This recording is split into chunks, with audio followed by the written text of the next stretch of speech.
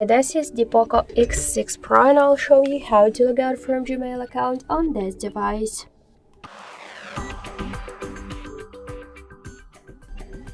So first we should launch the Gmail application, then tap to the right upper corner, and to log out from Gmail account from the Gmail application we should first log out from Google account on our device.